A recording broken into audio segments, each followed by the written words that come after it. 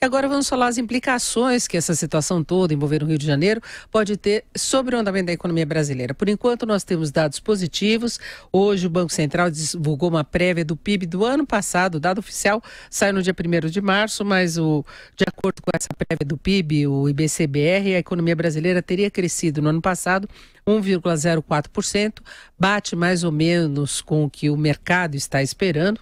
Para o dado oficial, houve uma aceleração do crescimento no último trimestre do ano passado, e aí o mercado financeiro, de acordo com o relatório Focus, que também foi divulgado hoje pelo Banco Central, prevê uma expansão do PIB este ano de 2,8%, 3% no ano que vem, portanto segue numa trajetória de retomada, deixando para trás a recessão histórica, que foi um tombo aí de 3,5% do PIB em 2015, 3,5% em 2016. Vamos falar sobre isso tudo agora com Cláudio Adilson Gonçalves, ex-secretário de Política Econômica e diretor da MCM Consultores. Doutor Cláudio, boa tarde. Boa tarde, Denise. Boa tarde, Vitor Jovem Pan. Bom, primeiro, em relação a esse retrato, que é o IBC-BR, que é uma prévia do PIB, é uma prévia, mas na verdade seria um retrato do que já aconteceu. É uma apuração que serve, inclusive, de referência para algumas decisões do Banco Central, como em relação à política de juros, colabora para isso. E tem o relatório Focus, o mercado prevê na continuidade da retomada do crescimento, com inflação baixa. Em 2018, a previsão é de IPCA em 3,84%. Desculpa, caiu de 3,84% para 3,81%. No ano que vem, 4,25%. O senhor acha que dá para manter essa trajetória de recuperação, mesmo que se desista da reforma da Previdência? Olha, Denise, eu creio que sim. Destacando um pouquinho os números, né, que você mencionou no IBC-BR, quando você olha um conjunto maior de dados sobre o que foi o desempenho da economia no final do ano, no quarto trimestre do ano passado, são dados muito robustos. Por exemplo, a indústria no quarto trimestre, sobre o terceiro, cresceu uma enormidade, cresceu 2,8%, segundo a pesquisa mensal do IBGE, né? A construção civil, que vinha mal, subiu 4%, né, de um mês para o outro, né, de um trimestre para o outro. Serviços 1,3%, tá certo? Então você vê que as componentes do índice do Banco Central divulgou hoje são bastante sólidas, né? Indicando que de fato a economia não só saiu da recessão, como o crescimento vem se acelerando do quarto trimestre do ano passado, e eu acho que isso deve persistir esse ano. Não é nenhuma grande proeza, porque nós temos uma base de comparação baixíssima, né? Tivemos 2 anos de recessão extraordinária, né? Brutal. E só lembrando também, para terminar essa numerologia toda para os ouvintes, né? O próprio índice do Banco Central, que, como você disse, é uma aproximação do PIB, né? E ao invés de olharmos só esse 1% que ele subiu no ano contra o ano passado, se nós olharmos o quarto trimestre de 2017 comparado com o quarto trimestre de 2016, ele subiu 2,6%, né? O que não é desprezível. Então, eu acredito que, de fato, a recessão ficou para trás. E a inflação para 2018, eu concordo com o Focus, aliás, eu sou até mais otimista. Eu acho que a inflação pode ficar, inclusive, abaixo dos 3,8%. Serviços vêm caindo muito forte, alimentos, nós temos outra vez uma safra muito boa de grãos, tanto os estoques muito fortes, grandes no mundo como aqui no Brasil. Eu vejo pouca chance de pressões muito fortes em alimentos, tal sorte que nós vamos ter um ano que talvez, provavelmente, é uma curiosidade, né, a taxa de crescimento do PIB, que eu trabalho com 3% em 2018, tende a ser quase igual à taxa de inflação, né? Em torno de 3 e pouquinho a inflação, né?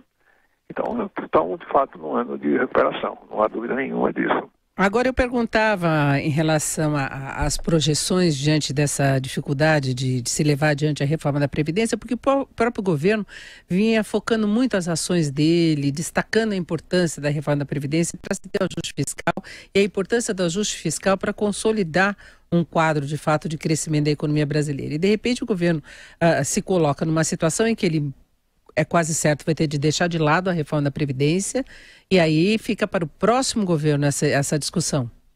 Denise, veja bem, qual seria o efeito da reforma da Previdência sobre o crescimento econômico em 2018? Seria através do canal das expectativas, né?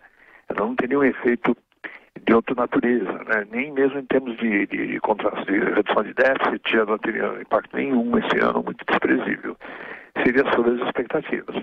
O mercado financeiro, os agentes econômicos, os empresários, etc., já vinham retirando das suas previsões a aprovação da reforma, né? Desde que não passou no ano passado, você sabe, como consultor, eu falo com 50, 60, 70 empresas de vários setores por mês, todos os dias, na verdade, né? A gente não sentia mais que o mercado já tinha abandonado a esperança de que a reforma passasse, a reforma da Previdência passasse ainda no governo Temer, né? Então, eu acho que você disse, provavelmente não será aprovada. Não será aprovada, né? Agora, com o decreto de intervenção, não pode se votar e isso vai entrar para março, para abril, quer dizer, isso não tem mais, a reforma não tem mais espaço no Congresso para ser votada esse ano. E eu acho que o impacto no crescimento de 2018 é pequeno. Evidentemente, se o Brasil não retomar as reformas, a Previdência é a maior de todas, mas não é a única, né? Se tivéssemos tempo aqui, a gente poderia falar muito dessa reforma que o Brasil precisa. Esse ciclo de crescimento vai ser muito curto, o famoso voo de galinha, né? E o país vai voltar a patinar, não há dúvida nenhuma, se 2019 para frente não se tratar desses problemas estruturais, né, que são sérios aqui no país. Agora, o que importa mais para o nosso internauta, o nosso ouvinte agora, é se neste ano a economia consegue sustentar esse processo esperado de um crescimento mais consistente, um pouco mais acelerado, mais perceptível do ponto de vista de alguns indicadores, especialmente geração de emprego. Eu tenho confiança que sim, Denise. Bom, sustentar entre 2018, sem dúvida, né? Esse é um processo que já está em curso. Como eu disse a você, a não ser um choque negativo de grandes proporções, como, por exemplo, lá no exterior, né? Que até tivemos um estresse muito forte no mercado internacional nesse mês de fevereiro, com queda forte das bolsas, aumento dos juros no mercado futuro de juros americano. Se não temos nenhuma perturbação muito grande dessa natureza, né? Eu tenho tenho confiança que 2018 vai ser um ano bom, com queda da inflação, não queda, porque a inflação foi muito baixa no ano passado, mas a inflação baixa, em torno de 3,5% a 3,6%, por aí, com crescimento, que eu já disse, acima de 3% ou mais por cento, e com continuidade da queda do desemprego. A sustentação a médio e longo prazo disso, como dissemos na pergunta anterior, depende da concretização das reformas, evidentemente. E dependemos muito do que vai acontecer nas eleições também, né, Denise? Exatamente, porque aí tem que ver o comprometimento de quem for vitorioso das urnas com relação ao programa de ajuste, porque não dá para brincar com as contas públicas por muito tempo. Neste ano ainda dá para segurar a situação, mas tem meio que um prazo certo, né? Não tem dúvida, Denise, o país precisa de muito mais reforma do que se conseguiu em 2017, né? Eu ouço muito falar da reforma da Previdência, mas a questão é muito mais séria, né? Nós temos um Estado muito ineficiente, com deterioração crescente da qualidade dos serviços públicos.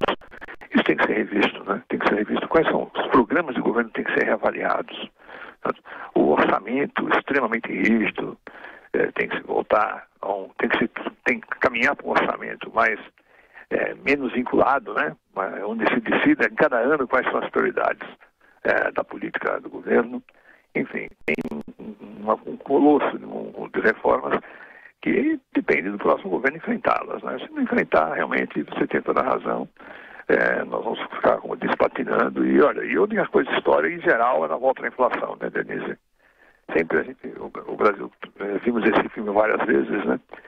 Se os problemas não forem cuidados, né, e as expectativas se deteriorarem, aí você tem fuga de capitais, depreciação da moeda, pressão sobre o câmbio, sobre preços e inflação de novo.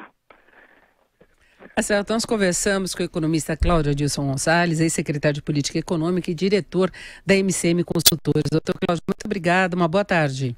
Boa tarde, eu agradeço a oportunidade mais uma vez de falar com você e com seus ouvintes.